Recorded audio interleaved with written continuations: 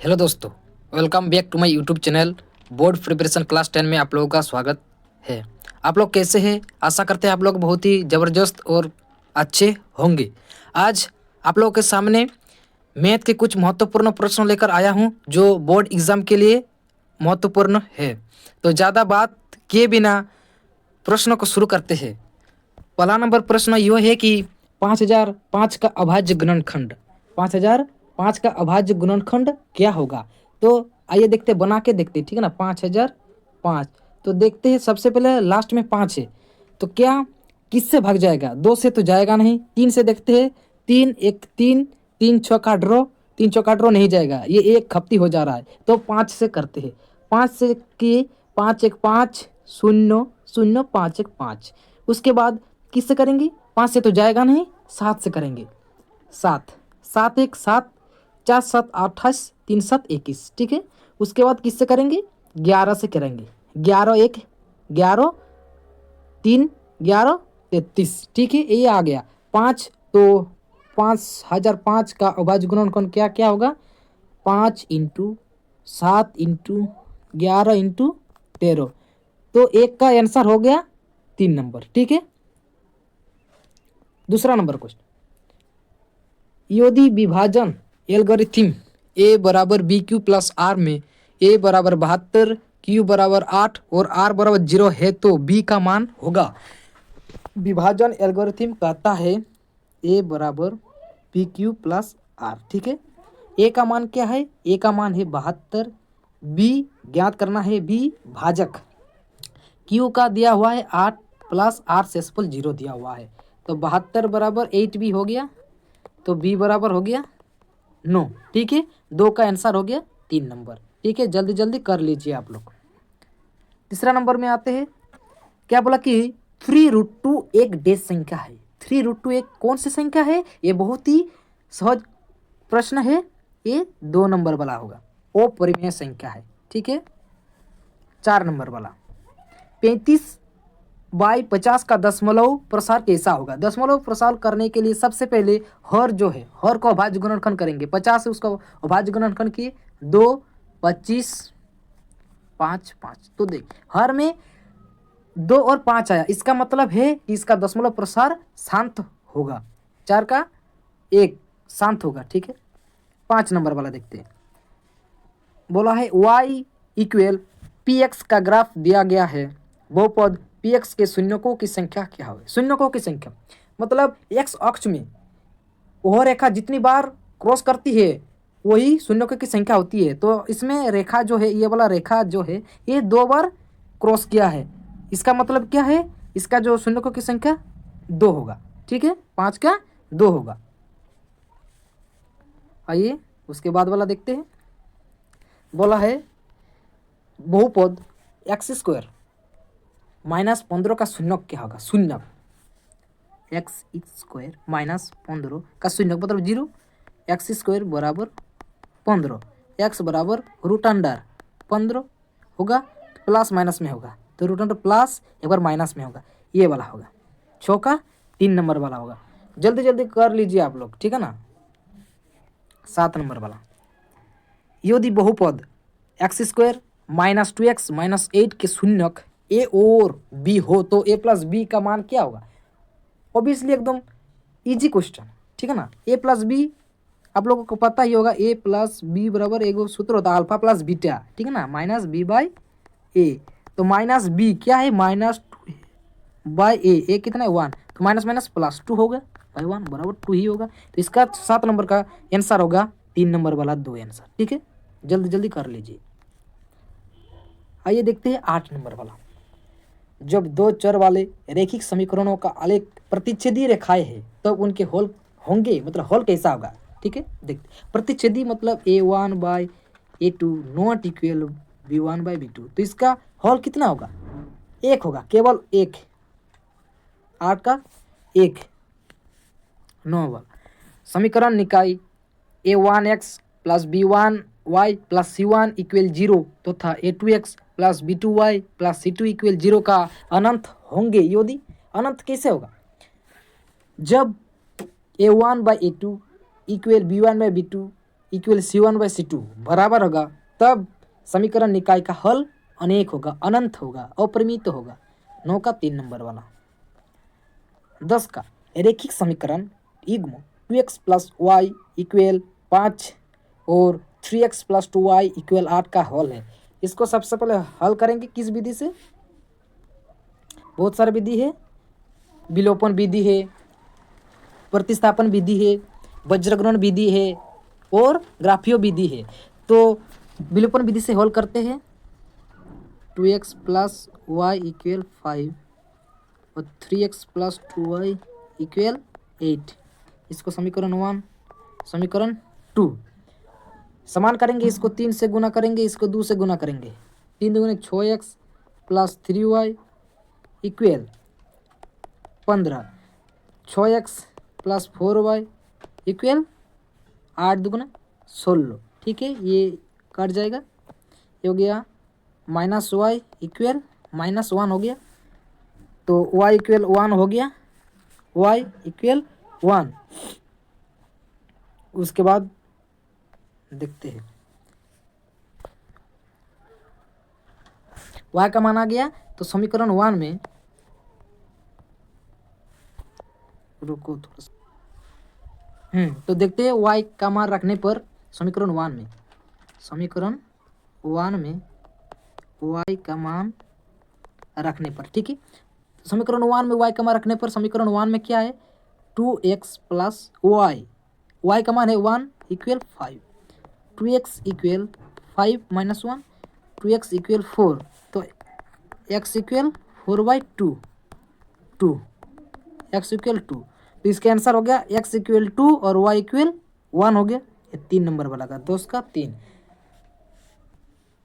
बोला है। समीकरण निकाय 4x + py + 8 = 0 और 2x + 2y + 2 = 0 के अद्वितीय हल होने के लिए p का मान ज्ञात करना होगा। p का मान, तो अद्वितीय हल होने के लिए शर्त होता है, एगो शर्त होता है, आप लोग तो जानते ही है, a1/a2 नॉट इक्वल b1/b2। तो इसका डायरेक्ट आंसर हो जाएगा 11 का 3 नंबर वाला, p नॉट इक्वल 4। 12 निम्नों में से कौन द्विघात समीकरण है? द्विघात समीकरण का एक फॉर्म होता है, वो x² + bx + c = 0 के रूप में आएगा, तभी वो द्विघात समीकरण कहलाएगा। तो इसका आंसर होगा 12 का 1 नंबर वाला होगा। 13 द्विघात समीकरण 2x² - 7x + 6 = 0 का विविक्तर बराबर है। विविक्तर का मान ज्ञात करना होगा। विविक्तर d बराबर b² - 4ac। b का मान कितना है? -7 का स्क्वायर -4 × 2 × 6, तो 49 - 48। इसका आंसर होगा 1 मतलब 13 का 3 नंबर वाला आंसर होगा 1 आंसर होगा। 14 यदि द्विघात समीकरण x² - px + 4 = 0 के मूल बराबर हो तो p का मान होगा। p का मान ज्ञात करने के लिए बोला गया है।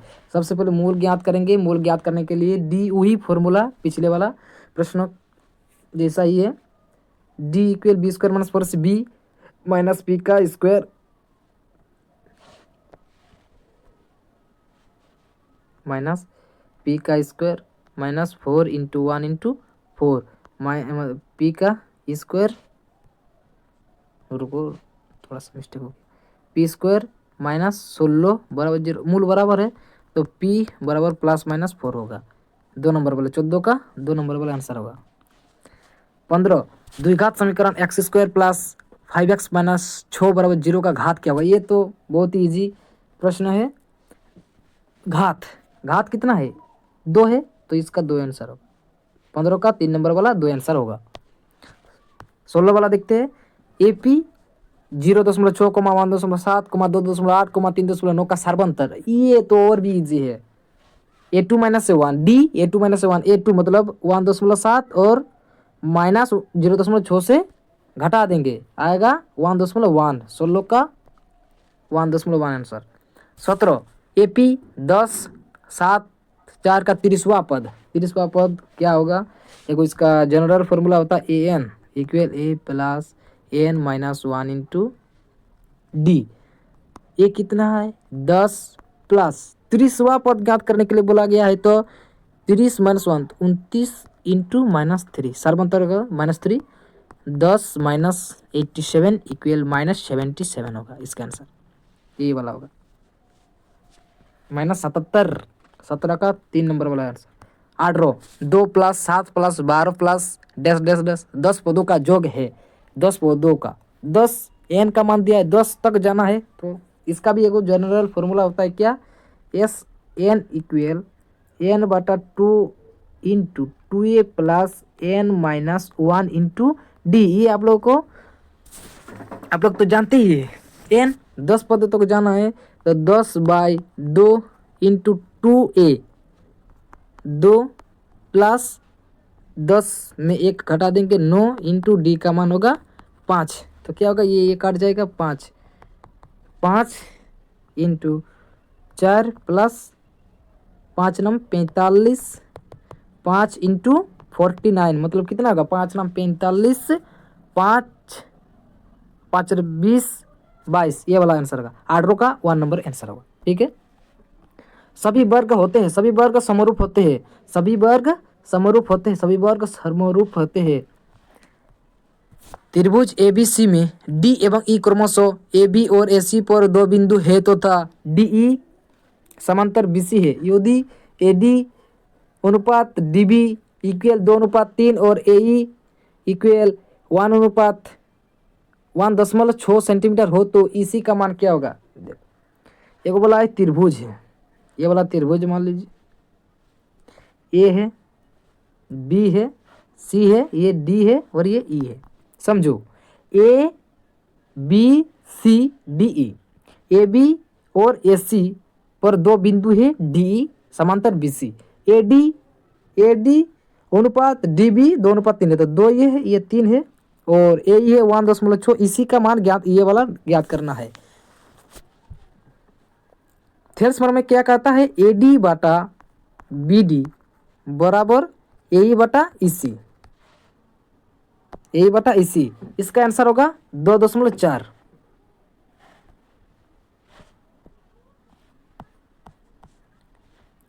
यदि त्रिभुज ABC समरूप त्रिभुज DEF और BC अनुपात EF इक्वल 3:5 हो तो AR area of triangle ABC अनुपात एरिया ऑफ ट्रायंगल DEF बराबर होगा 3:5 है तो 9:25 होगा 9:25। 21 का 4 नंबर वाला 22 बिंदुओं P 0,0 और Q -3, -4 के बीच की दूरी का सूत्र होता है क्या root under x2 minus x1 का whole square plus y2 minus y1 का होल स्क्वायर ये सूत्र होता है। इसको जब बनाएंगे तो इसका आंसर होगा 5 इकाई। इसका आंसर हो जाएगा 5 इकाई। 23 बिंदुओं 1,2 और 3,4 को मिलाने वाले रेखाखंड का मध्य बिंदु क्या होगा। मध्य बिंदु का सबका मैथ फॉर्मूला सही बनता है। फॉर्मूला आप यदि याद नहीं किए हो तो मैथ एक भी क्वेश्चन प्रश्न नहीं बनेगा। तो फॉर्मूला बहुत ही महत्वपूर्ण चीज़ है फॉर्मूला को याद रखना ही चाहिए।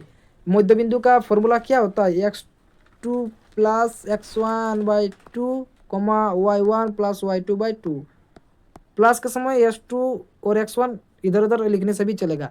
तो 1 प्लस रुको दिक्कत हो गया 1 प्लस 3/2 2 प्लस 4/2 इसमें 4/2 2 होगा इसमें 6/2 होगा। इसका आंसर होगा 23 का आंसर होगा 2 नंबर वाला 2,3 होगा ये 2,3 होगा।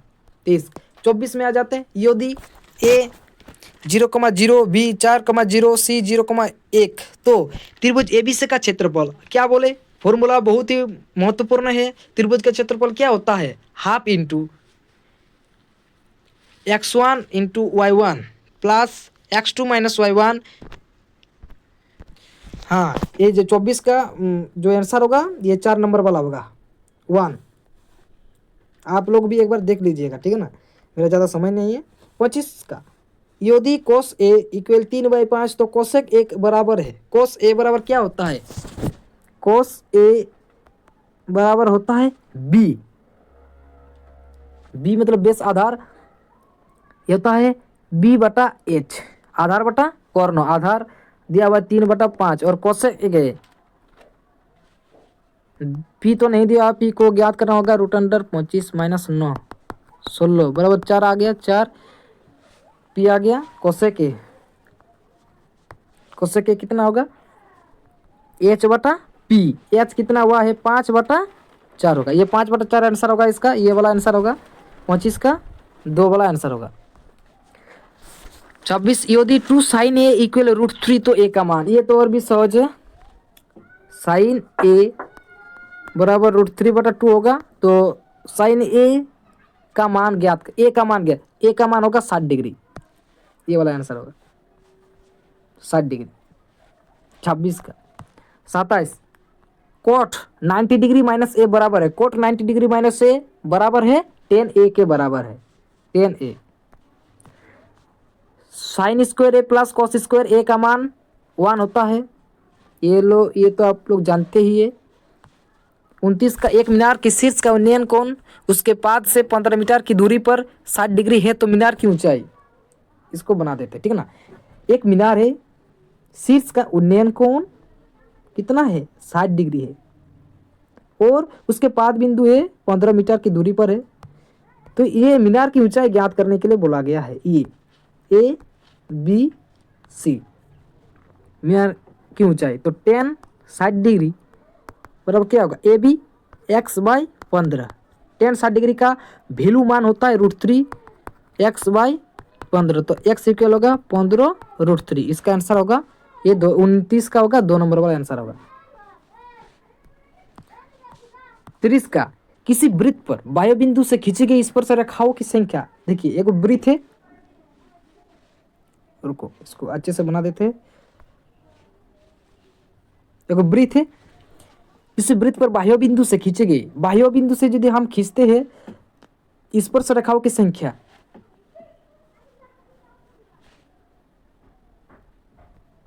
बाह्य बिंदु से खींचे स्पर्श रेखा, बाह्य बिंदु से खींचे तो 2 ही होगा, बाह्य बिंदु से खींचेगी स्पर्श रेखा 2 होगा, 30 का 2, तो यहीं पर 1 से 30 तक हो गया है गणित का महत्वपूर्ण प्रश्न। उसके बाद हम लोग अगले वीडियो में सब्जेक्टिव के कुछ प्रश्न लेकर आएंगे। ठीक, धन्यवाद।